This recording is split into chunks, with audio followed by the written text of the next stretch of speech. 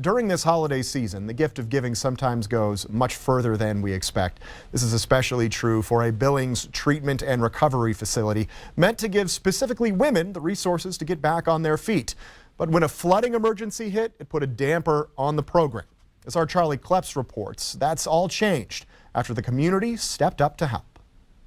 Tommy Gray knows firsthand the struggles of addiction. I was addicted to everything. I wound up in federal prison, and it was there that I hit rock bottom's basement. That was in 2017. Since then, she's got her life back on track and now wants to pay it forward. I knew that that was my mission in life, was to reach out to other women in my situation and show them that your life can change. She got involved with Jeremiah Home, which will be an all-women's home for those getting out of prison or treatment.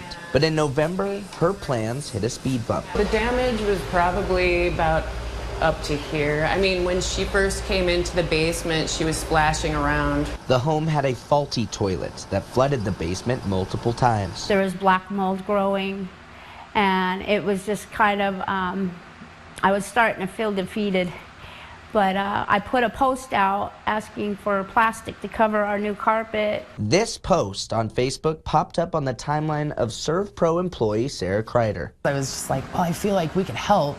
You know, this is what we do. Her company handles cleanup and restoration, and when she showed the post to her boss, he was all in. Hey everybody, my name is Sarah. So Kreider put together this video calling for help from the community to help put Jeremiah Home back together. I was overwhelmed. It makes me emotional. Just the outpouring of love and compassion from this community is really something. The basement is being restored, a process that would have cost more than $15,000.